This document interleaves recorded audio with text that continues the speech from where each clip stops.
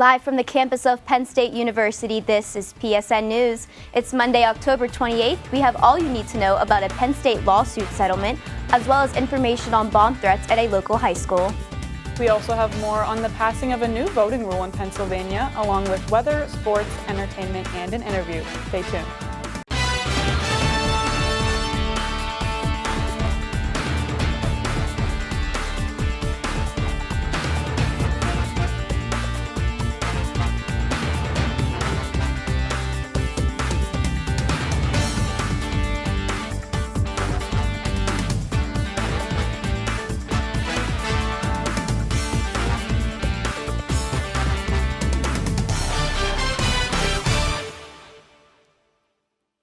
Thanks for joining us tonight. I'm Alicia Ernst. And I'm Hannah George.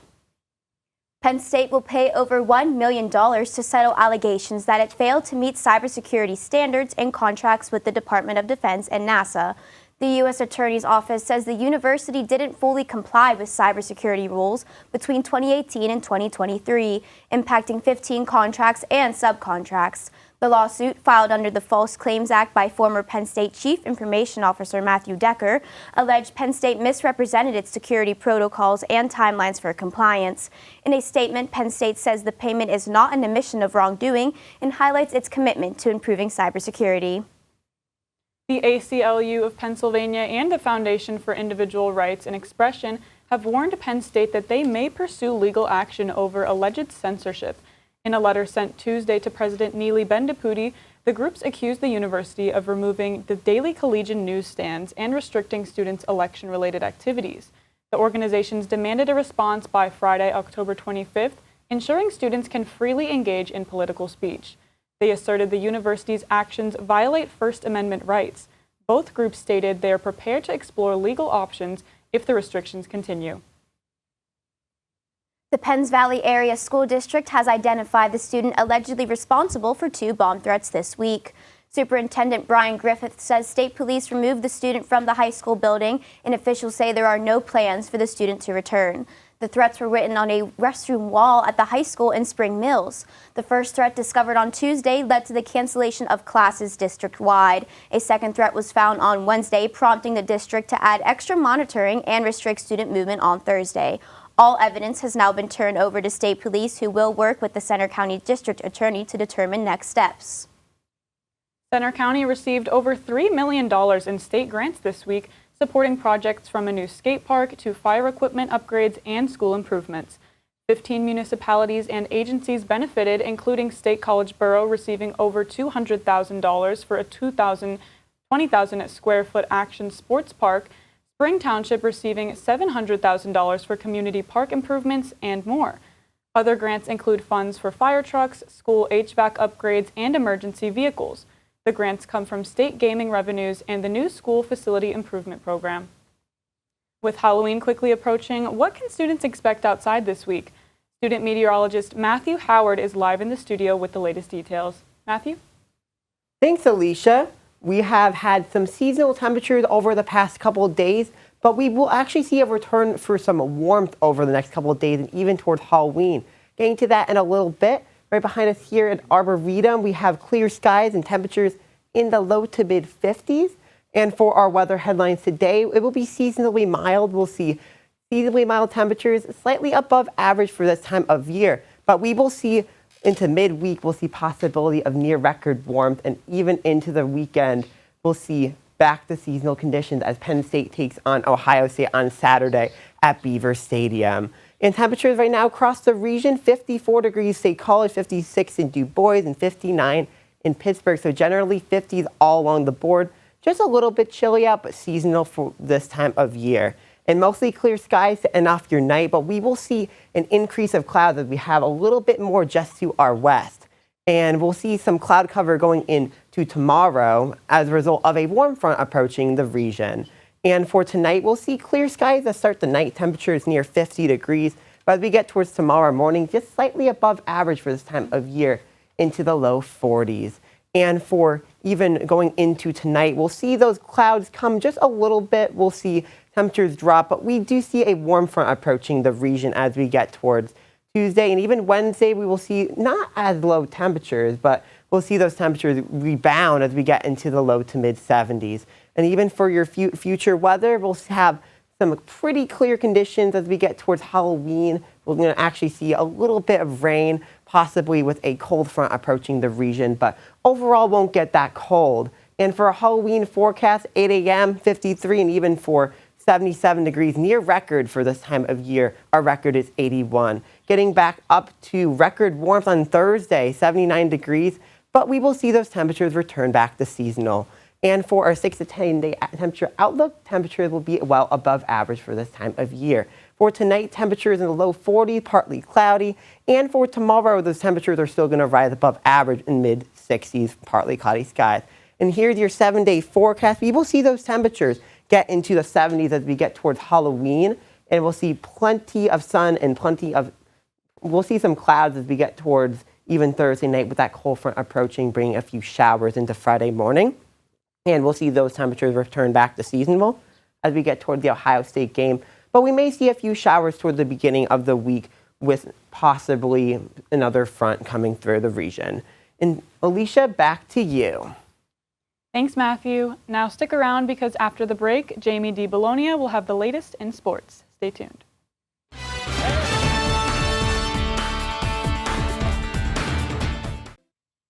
Welcome back to PSN News. I'm Jamie D. Bologna with your sports update.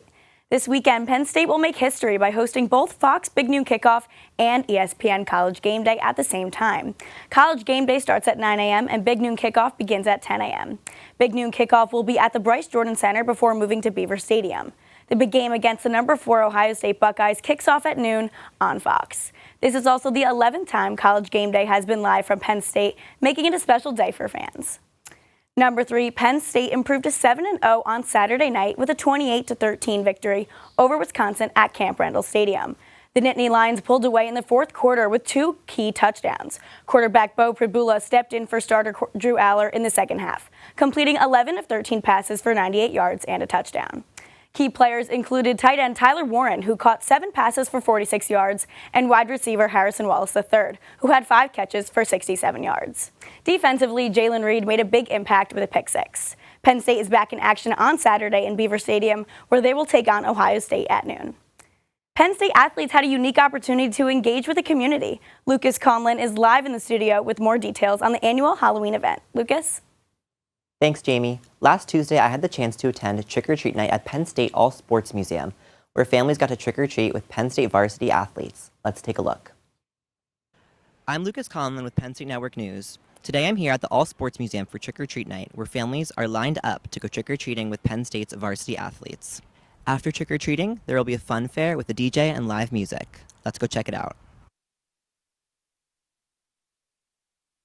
So this event is so much fun. It kind of encompasses town and gown, and so the athletes participate. They give out candy to the kids in the community. There's over 500 people, and we're not even an hour in, and it's just a great. It symbolizes the great relationship that Penn State has with State College.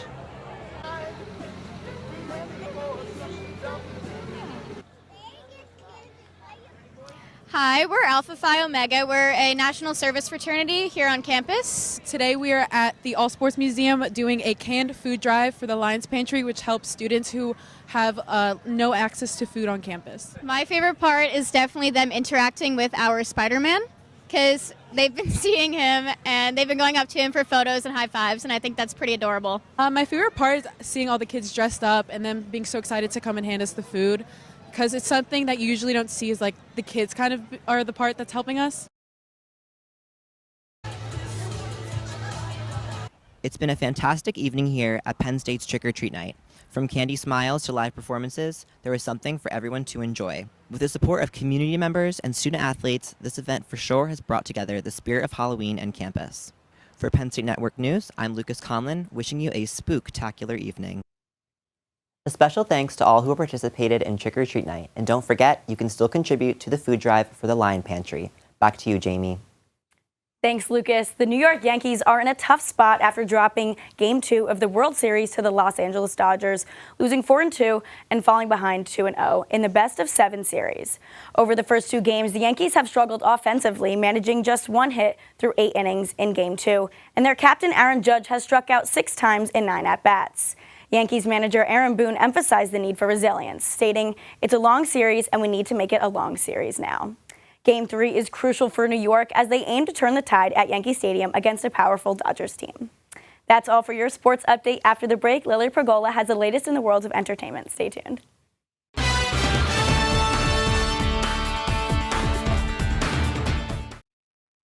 Welcome back to PSN News. I'm Lily Pergola with your entertainment update. Get excited, Penn State country music sensation Parker McCollum is coming to Happy Valley. The country singer announced his tour, What Kind of Man, is stopping at the Bryce Jordan Center. State College will be McCollum's 3rd stop on his tour. He'll be accompanied by rising country artists Cameron Marlowe Lacey K. Booth. Fans can sing their hearts out to Pretty Hurt and Burn It Down on January 25th. Tickets are on sale to the general public on November 1st at 10 a.m. Halloween is right around the corner, and Center County is ready to celebrate. Hardner Farms is excited to present the Haunted Flashlight Maze for only 2 more nights. For only $10, anyone can attend. There will be food, sweet treats, and drinks. The maze will be on October 29th and 30th from 7 p.m. to 10 p.m. All proceeds will benefit the Starkey Hearing Foundation, the American Society of Deaf Children, and the Penn State Student Disability Center. You don't want to miss the Monster Swamp. In national news, Venom: The Last Dance made a surprising reaction opening weekend. The movie collected $51 million, which was a little less than expected. According to Sony Pictures, they projected the movie to make a little closer to $65 million. The Last Dance stars actor Tom Hardy as a journalist who shares his body with an alien. Fans can expect a blend of dark humor and intense action-packed scenes. You can still catch Venom: The Last Dance in theaters now. That's all for your entertainment update. Coming up next, interview anchor Lauren Reel will be speaking with Ava Lee, the podcast host of Why All Girls Need a Pink Disco Ball. Stay tuned.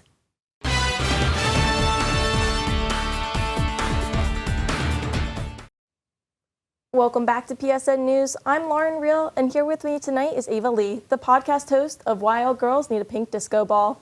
Thank you so much for coming in tonight, Ava. Of course, of course. Can you tell us a little bit about yourself, your year, your major? Yeah, so my name is Ava Lee. I'm a senior this year, and my major is psychology and journalism.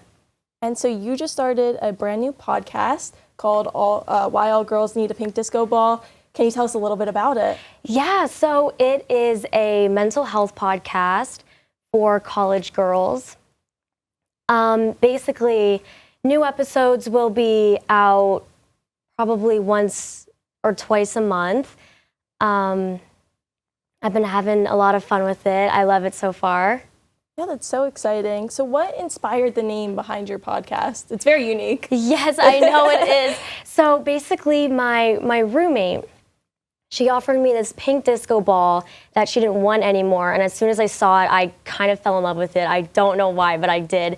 And so I hung it up in my room instantly. And then fast forward a few nights, my friends come in my room and they're like, "I love your pink disco ball." And I'm like, "Thank you. I feel like the world would be a better place if all girls just had a pink disco ball."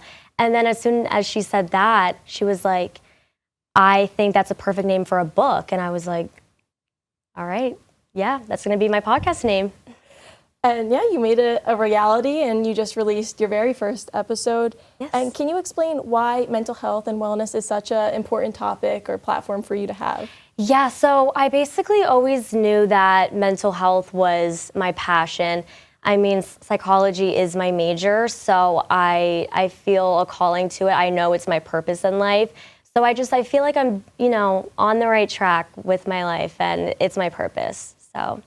And this is just like another outlet where you get to combine both of those things, which is awesome. Yes, yeah. And so in this first episode, can you give some of the viewers a sneak peek of what it's all about so that they can be interested in listening? Yes, of course. So the first episode is about self-love, specifically how you can get self-love by being the best person you possibly can, because if you don't spread love, then how are you supposed to love yourself? And I also talk about how doing acts of service and doing selfless acts can also lead to self-love. And I talk a little bit about the brain chemistry in your brain when you do selfless acts. Yeah. And then how that leads to self-love. Do you think you use your own personal experiences to create the episodes? Yes, I do. I also do tons of research, though. So I have a lot of statistics in there, so for the science people. And so what's the behind the scenes look like for creating your own podcast? Yeah, so it's kind of a lot. I basically write my own script, and then I record it, and then it takes me hours to edit it. But I mean, it's such a fun process. I love it. And I do tons of research too. So I do throw in my own personal experience, but then I also have to research for the podcast. So I know what I'm saying is true. Do you think your experience here at Penn State has helped you prepare to make a podcast, having that journalism and psychology background? Yes, definitely. The reason why I did a broadcast journalism major as well was because I kind of felt like I was a good communicator, but then everything kind of fell into place when I wanted to do psychology as well. So I was like, let me merge the two together and make the best of it. So now I'm basically using journalism to promote psychology, and I love it. What were your friends and family's reactions to the very first episode you released? Yeah, they were super excited for me. My dad just watched the episode and he loved it. My sister's super excited, and same with my mom. I love telling my family about it. And I mean, I want my family to listen so they can learn something from it as well. Yeah, and I listened to your very first episode, so you did an amazing job. I have to give it to you. Thank you. Are there any influencers or just people in general that you take inspiration from? Yes, there is this one podcast. Her name is Jaden, and her podcast name is Busy Yet Pretty. I think it's a super cute podcast, so I definitely took some inspiration from her podcast, just about self-love and body positivity, mental health, how to live a good lifestyle, stuff like that. And yeah, I love it. Who's your intended audience or podcast listeners that you want to try to bring in to listen and who you think will relate most to your content? Yeah, so my audience is for college girls. I mean even high school girls, but definitely my audience is for girls. I think that some more love needs to be spread on campus and throughout the world as well. Just how to handle relationships and, friendships, men, all that stuff. So I kind of give my personal reflections on all that stuff with intensive research too, to just promote love for everybody. Can you give us a sneak peek on what's to come on the podcast? Yes, I'm super excited. I'm working on my next episode. I'm currently in the process of researching and writing the next script. That's going to be about journaling and how journaling can improve mental health. How are you juggling school and the podcast as of right now, just starting off? Yeah, it definitely is a lot. But I mean, like I said, I'm having fun with it. So I don't consider it a chore. I really enjoy doing it. And I mean, it gives me purpose too. So, I mean, yes, it is hard, but I'm having fun with it. And where can people find you online to listen? Yeah, so they can find me on Spotify. And I'm working on getting it spread on more platforms, but as of right now, it's just Spotify. All right, well, we'll keep an eye out for you as you begin to grow. Thank you. Ava, thank you so much for coming on to our podcast, our news segment. Now stick around because coming up next, Hannah and Alicia will have the latest news from across the nation.